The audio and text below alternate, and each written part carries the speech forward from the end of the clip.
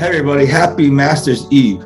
This is the Golf News RI Masters Preview Podcast. I'm Joe Calabro. Thanks so much for tuning in. And obviously there's been a ton going on this week. We have the Tiger news. We have Fred Ridley's press conference today. He's the chairman of Augusta, of course, and a whole bunch of other things going on ahead of tomorrow morning's start of the Masters. And the goal over the next half an hour or so is to get you all caught up on everything you need to know.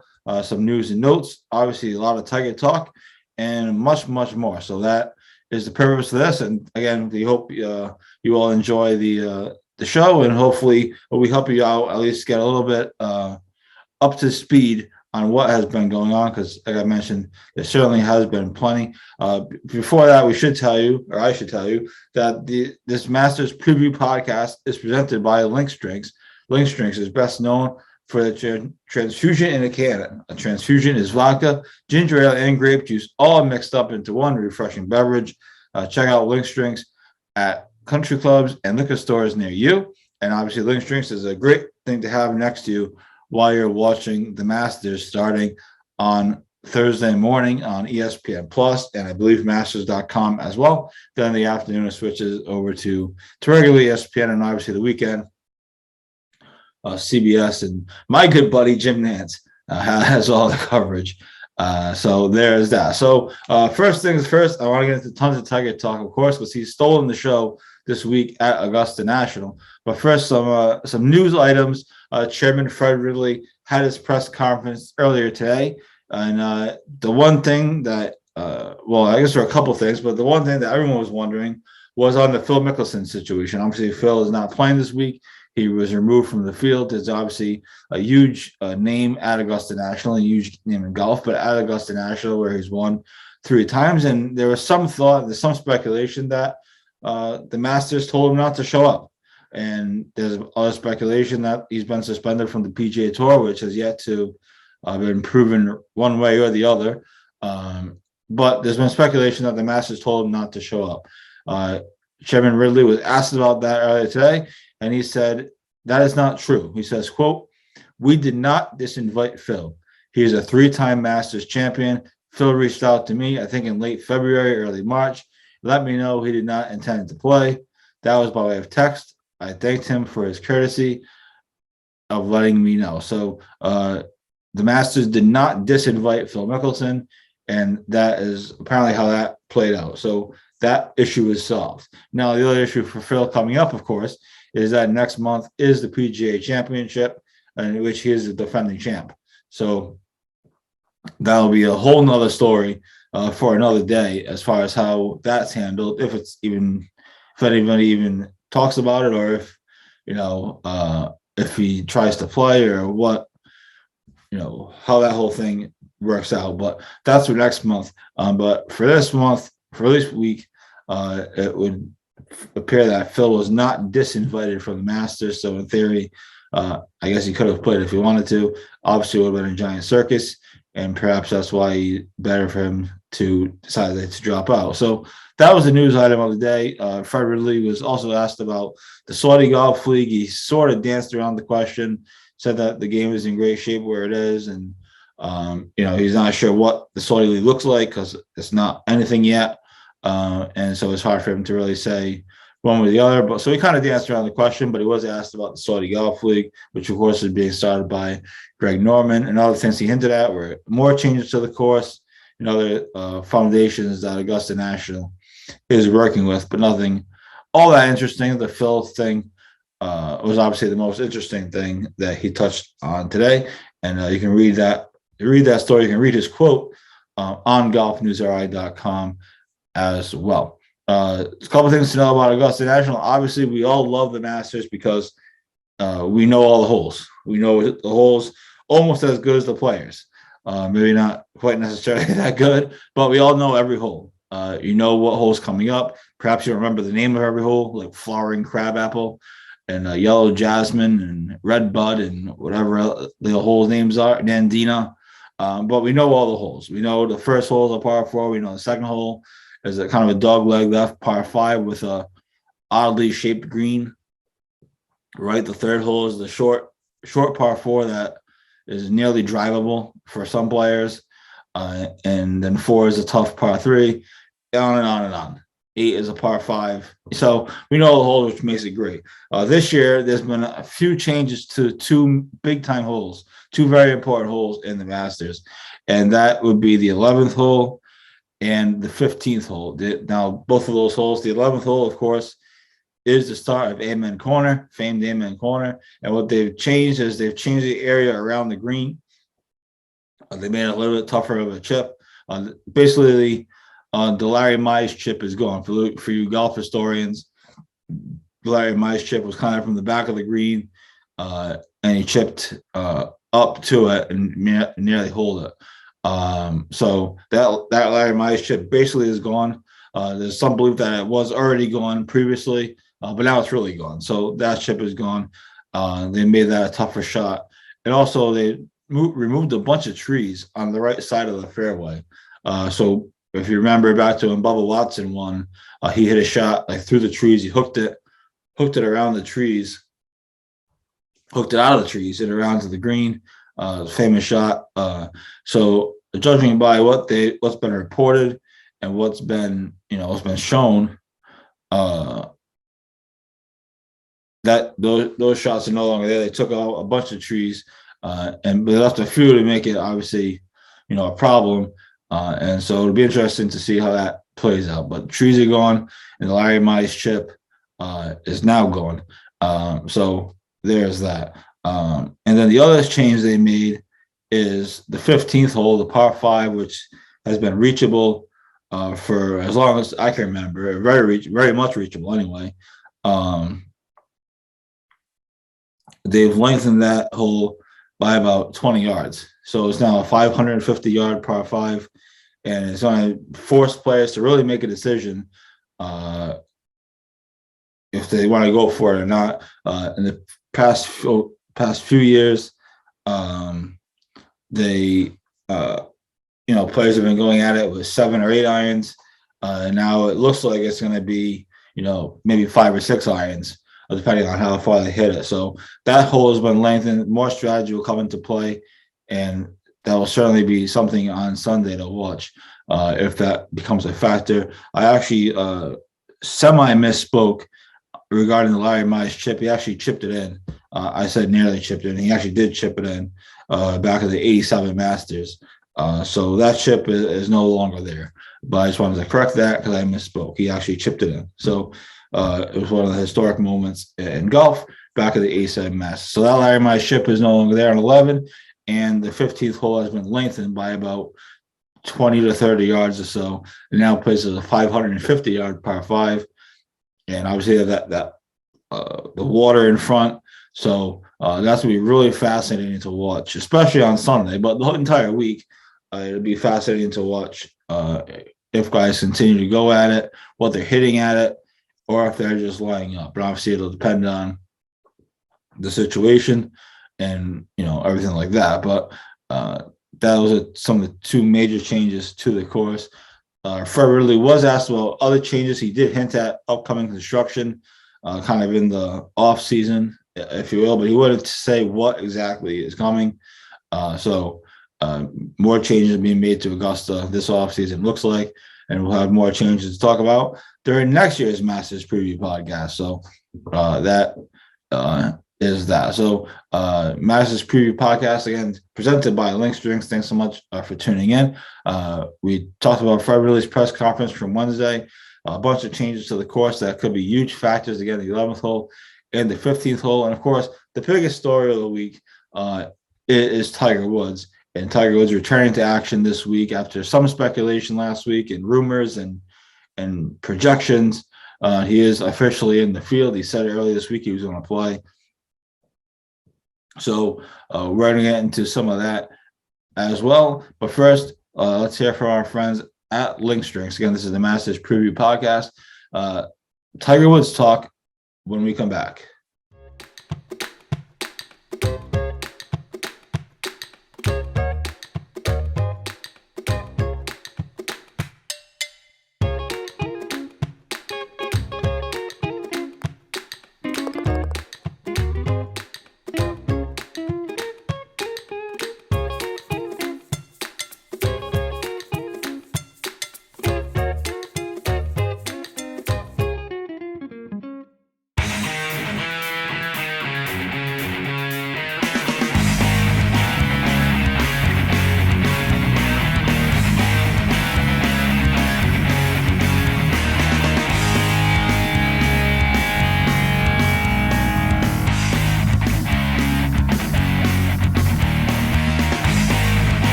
Hey everybody, welcome back to the Masters Preview Podcast. I'm Joe Carver. Thanks so much for tuning in and hanging out with me for a little while, just discussing the Masters on Masters Eve. We opened the show by discussing Fred Ridley's press conference from earlier Wednesday morning, and also some major changes to the course that people should know about and will become obvious once TV coverage begins and players get on those holes. So both of those changes on the 11th hole and the 15th hole will be fascinating. So, of course, the biggest story of the week, and it continues to be and will continue to be, is Tiger Woods. Just 14 months after a near fatal accident, which he almost lost a leg, he's back playing in the Masters. There was some speculation last week. He played a practice round there at Augusta last Tuesday. He actually revealed in his press conference earlier this week that he actually played 27 holes in that practice round. He played 18 holes on the course, and then he played the par 3 course with Charlie. Of course, he played last week with Charlie and Justin Thomas. So he actually played 27 holes last week, and then there was some speculation. Everyone was expecting an announcement on Friday that he was going to play. There was no such announcement. He didn't say anything, and so it left all the media hanging, which is fine. And then Sunday morning, he tweeted that he's a game time decision. And then he flew to Augusta, and he has been there since. He played a practice round on Sunday afternoon. I believe he played 9 holes. And then he played another practice round on Monday. Didn't play Tuesday. He just practiced, or he just hit balls and chipped and putted and such. And then obviously the course was mostly shut down on Tuesday due to weather. And then this morning, before the course was shut down again because of weather, he played another 9 holes with Fred Couples and Justin Thomas. So, by the way, what terrible weather they're having other than Monday, what terrible weather they're having for the practice rounds in the par 3 tournament. The par 3 was canceled after a couple of hours, or not canceled, but ended after a couple of hours. A 3-way tie for the win. So congrats to those guys, but felt bad for everyone that has tickets to it. I guess they're getting reimbursed for next year or whatever the case may be, but certainly a tough couple of days of weather for those that had tickets down there. I know our friends at Cape Cod Golf Guys are actually down there. Pind is actually our friends at Pind are down there, and I have a couple of personal friends that are there as well. So tough luck for them, but hopefully the weather will be nice for the rest of the tournament. It's supposed to be, and so there's that. Anyway, back to Tiger. He tees off tomorrow at 10:34 a.m. with Louis Oosthuizen and Joaquin Niemann. Interesting pairing. I think it's good that he's going off early. He's out there early late because it gives him more time to recover. So he's going off at 10:30 tomorrow, Thursday, and then he goes off at 1:41 p.m. on Friday afternoon. So he'll have plenty of time to recover in between rounds, as he said in his press conference earlier this week. And we used a bunch of quotes from him in the article, golfnewsri.com, for that. He said, he can swing fine. His game is fine. He's, everyone said he looked good. Freddie Couples and JT have both said he's looked really good. He's hitting all the shots. He has plenty of distance. The challenge is going to be walking. So, people, watched highlights of him walking the course over the last couple of days. He's looked fine to me. People have said he gets kind of sore obviously toward the end, which is going to happen. So, but we'll see. We'll have to wait and see what it looks like. People saying making the cut is just going to be an accomplishment in itself. Well, for us it would be. For him, I don't think he's thinking just make the cut. And he said as much. He said he was asked at his press conference if he believes he can win this week, and he says I do. And then he went on later to say I don't play in tournaments, so I don't think I can win them.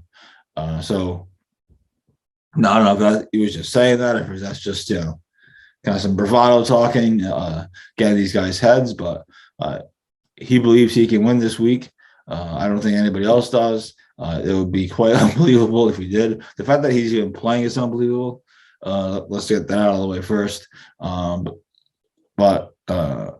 we'll see what it looks like. The first day, I think, is going to be huge. He doesn't usually play good on the first, or he doesn't usually play great on the first day, no matter what, even when he's healthy.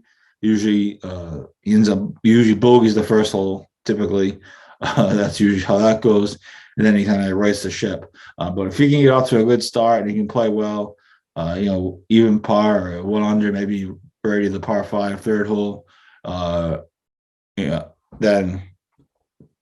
it could be interesting. If he gets off to a bad start, it could be over quickly. I think if he gets off to a good start, his confidence gets up. He kind of walks with that swagger, the word the kids use these days, and he goes from there. So I think that's going to be fascinating. I'm certainly excited. As you can see, I have the Tiger Woods hat on. I think everyone's probably excited. So it's certainly going to be interesting. 10:34 a.m. tomorrow on ESPN Plus, which you can watch on your phone or on your computer or wherever you watch streaming services. He's one of the featured groups. I know that's shocking. And then 1:41 p.m. on Friday afternoon. So that is where we are with Tiger Woods. Again, he's been playing. He played 9 holes this morning. Everyone's saying that he's looked good. Couples was asked how he looked. He said he looks like Tiger Woods.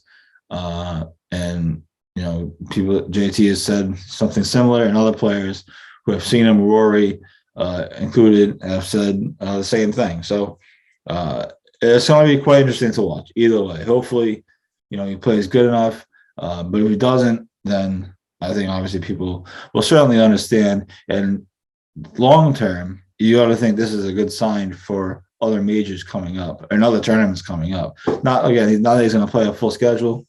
Excuse me. Not that he's going to play a full schedule, but you certainly got to feel good about him playing in the other 3 majors, or at least giving it a go if he's playing in the Masters, which by all accounts is the toughest course to walk. So I've never been there, but people have said it on TV, obviously, and people have told me that have been there that it's actually a very tough course to walk. So you got to think this is a good sign for the rest of the season, whether he plays in the majors, if he plays in Jack's tournament, the Memorial, then obviously, he's got a long way to go to get into the FedEx Cup playoffs. But if he does get there, you got to think that'd be a good sign, and perhaps even the President's Cup or whatever else. So long term, you got to think him playing this week is a good sign going forward, especially with the U.S. Open at Brookline. Hopefully, Golf News or I will have press credentials. That's kind of the hope, and that would be obviously pretty amazing. But even if we don't, him playing in Brookline will still be awesome. He might even be staying in Providence. Who knows where these guys are staying when they come down here? So anyway, I don't know how close Providence is to Brookline, but I'm sure it's not that far. Anyway, that's beside the point. Back to the Masters. So that's some of the Tiger talk, and looking forward to seeing everyone's comments on it and everyone's thoughts as we get into tomorrow and get into the rest of the weekend. So there's that. Of course, Tiger playing is completely taking the attention off of pretty much everybody else that's in the field for the most part. No one's talking about Rory. No one's talking about world number 1 Scotty Scheffler, who's just been on fire lately. Jordan Spieth, Victor Hovland, Brooks Koepka. You wouldn't even know these guys were even playing because all the talk is on Tiger, which I think is a benefit to those guys. No one's talking about Rory's Grand Slam attempt, a career Grand Slam attempt, I should say. No one's talking about, can Jordan Spieth get it together at Augusta, which he always plays good at. And no one's talking about, these other guys, Dustin Johnson even. So that's the Tiger effect. And I think these guys could use it as to their advantage. I don't want to say as motivation. I mean, it's the Masters. If you need that to motivate you, then there's probably something wrong with you. But some other guys playing, I want to get into some of these other names, and we'll just go by tee time. Again, you can see the full tee sheet on golfnewsri.com. We literally just took the photo from PGA Tour Communications and put it on the site and put it in an article. So you can see the full tee sheet. The first column is the Thursday tee times. Then on the other side of the sheet, they have the corresponding Friday tee time. So it's a little tricky to follow at first if you've never seen something like that before. But once you get the hang of it, it's pretty easy to follow, in my opinion. Anyway, full tee sheet on golfnewsri.com for the Masters, for at least for Thursday and Friday. Then there'll be a new one for the weekend. So a couple names to quickly go over here. One name that's returning to action is Bryson DeChambeau. And DeChambeau, who's been injured, he withdrew from a number of tournaments, really late actually. He withdrew from the Saudi International. He withdrew from the Players, and withdrew from the Arnold Palmer due to injury. He's playing this week. He's going off with Cam Smith and Paul Casey. DeChambeau never plays good at Augusta National. And this week, he said in his press conference earlier this week that he's at about 80%.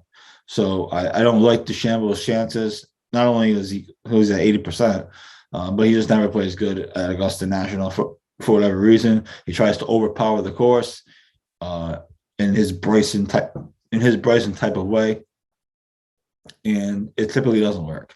But he's going off with Cam Smith, who is on fire, who just won the Players Championship a few weeks ago, and then he won a tournament. He won the Tournament of Champions, I believe, to start the year. So he's playing really well. He's a really good putter, and so you have to like his chances. I think he was. I don't know if he was runner-up, but he was in the top 5 when Dustin Johnson won. He was in the mix for a long time in that tournament. So you don't like Cam Smith's chances. Paul Casey obviously is a nice little player. I don't love his chances this week. So that is the 10:23 a.m. tee time on Thursday, and again, that'll be another afternoon tee time on Friday. Short of the Tiger pairing, there really is some fascinating pairings for these first 2 days. I don't know if they did that on purpose or how exactly they drew them up, but it is just some big time pairings. So the defending champion, of course, is Hideki Matsuyama, who won it last year. He withdrew last week from the Valero Texas Open with a neck injury, so he had a lot of questions coming in. He's obviously been there all week. Had the Champions Dinner Tuesday night, so we'll see what he looks like. He's playing with Justin Thomas and U.S. Amateur champ James Piot. Justin Thomas has said in his press conference this week that he's kind of been a dud in the majors. He really hasn't been a factor ever since winning the PGA Championship a few years ago. Other than that, I know I think he's had a couple of top 10s probably at the Masters and perhaps the U.S. Open, but he really hasn't been much of a factor at these majors. And he said in his press conference that he's been a dud. So he's been walking around all week with Tiger Woods. So hopefully he learned something. But he's also been walking around with Tiger Woods the last few years at the Masters too, and it hasn't really worked out. So JT seemingly has a game for Augusta. He seemingly is the guy that you would think is going to win a green jacket at some point in his career, but so far it has not really come to fruition. I know he was in the mix last year for a long time. I think he had a big blow up on one of the holes, if I'm not mistaken. So there's that. And then Scotty Scheffler, who's red hot, he was off at 10:56 a.m. His pairing is all that not exciting. But he's been red hot. He's won 3 of his last 6 tournaments. He's number 1 in the world. And no one's even talking about him. So you gotta obviously like his chances. I know he's got spotty Masters history, but he's only played in a couple, and spotty major history. But again, he's only playing in a couple. So it's not like he's been around forever. So you gotta like Scotty Scheffler just because he's on a roll right now, and he tees off at 10:56 a.m. on Thursday again, world number 1. Then there's some really even more interesting tee times, or really more interesting groupings, I guess. Will Zalatoris, who finished runner-up last year, amazing performance. He's back this year, and now a full-time member on the PGA Tour. He's playing with Patrick Cantlay and Jon Rahm. And they go off at 1:41 p.m. on on Thursday. And so that'll be a great pairing. Obviously, Jon Rahm has kind of been frustrated recently, hasn't played that well, lost his number 1 spot in the world. So you expect him to get it back if he can get his putting going. And then Patrick Cantlay, I think everyone likes Patrick Cantlay. Everyone's grown to like Patrick Cantlay, especially through the Ryder Cup. He just has no emotion whatsoever. He just is even keel kind of the whole time. whether things go good or bad. And I think that's obviously an advantage for him, especially at a major. So you have to like him.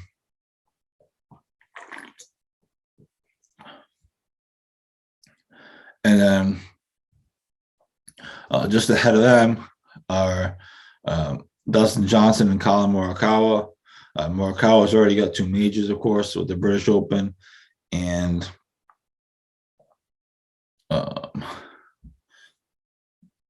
U.S. Open, excuse me. British Open and PGA Championship, excuse me. So, and obviously Dustin Johnson is a previous Masters champion. So those will be that'll be interesting. Neither of them have really played great this year so far, at least not to their expectations. So you have that, and then at 1:52 p.m. tomorrow or Thursday, you have the star-studded pairing of Jordan Spieth, Victor Hovland, and Xander Schauffele. Schauffele is my pick to win. Actually, he's one of my picks to win.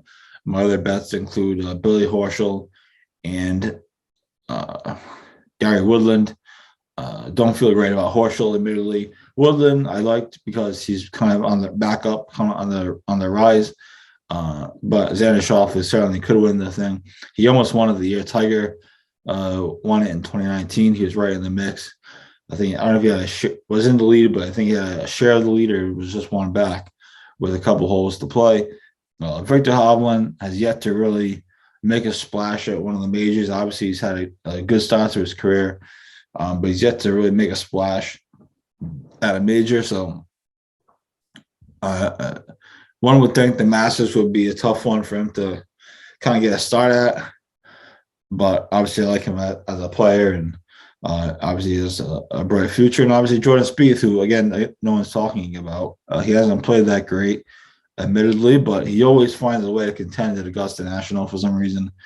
I think he's played it, 7 times, and he's got like 3 or 4 top 5 finishes and a win.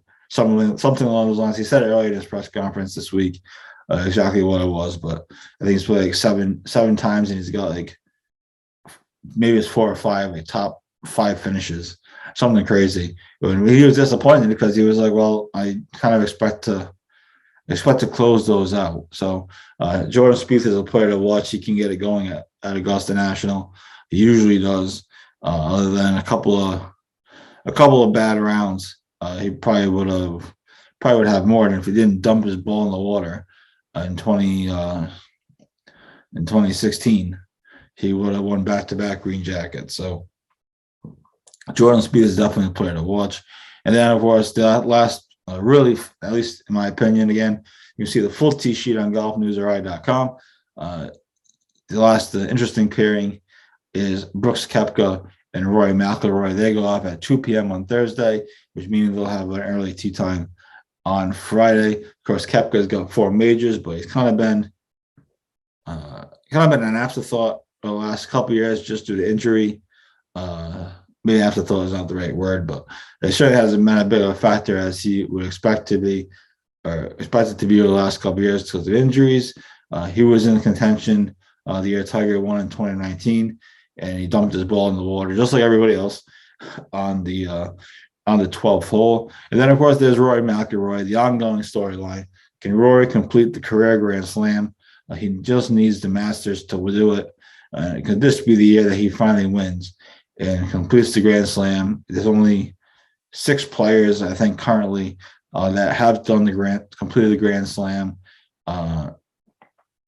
So he would just be the 7th. For what it's worth, Jordan Spieth can complete the career Grand Slam next month at the PGA Championship. So we're on career Grand Slam watch here, it would seem. I remember that Jordan Spieth almost completed their actual Grand Slam, winning all 4 majors. He came so close. But either way, Rory McIlroy hasn't played all that well. Certainly hasn't played that well at Augusta recently, ever since the year where he opened the final round with a humongous lead and he blew it. Since then, he really hasn't recovered.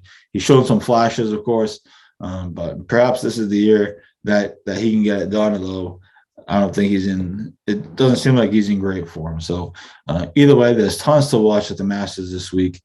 Certainly the course changes, certainly Tiger Woods, and obviously some of those players that we just highlighted. So it should be a great week, and hopefully we'll have an exciting Sunday. Well, I mean, we always have an exciting Sunday. There's nothing better than a Sunday at the Masters, no matter who is winning. Obviously, I prefer the big names to win, or at least to be in it. Anyways, not necessarily to win, but at least to be in it, to make it exciting. And I think we will have some of that. And I think, if Tiger can play pretty well, if he can get off to a good start, I think he can contend. Am I saying he's going to win it? No. But I think he certainly can contend if he can get off to a good start. If he gets off to a bad start, bogey or double or something screwy, then it's going to be hard to see him, coming back. But if he can get off to a good start, the fans are going to carry him. The patrons are going to carry him. So that should be interesting. So Masters Eve, Masters starts tomorrow morning. I know everyone is pumped up for it. So super exciting stuff. And obviously we'll have coverage on golfnewsri.com throughout the weekend. And hopefully it'll be a fun weekend. I mean, it usually is. I just hope that it's not, a blowout. So there is that. So anyway, thanks everyone for tuning in. I just want to give a quick check-in and update everyone on some news and notes. So this has been Golf News Ri's Masters Preview Podcast. Thanks to everyone for tuning in, and we will talk to you on the Golf Dudes podcast on Thursday night. We'll have a Masters post-game show type of stuff, so be sure to tune in on Thursday night to Facebook Live for the Golf Dudes podcast. Enjoy the Masters, enjoy the golf this weekend, and we'll talk to you obviously throughout the weekend on golfnewsri.com.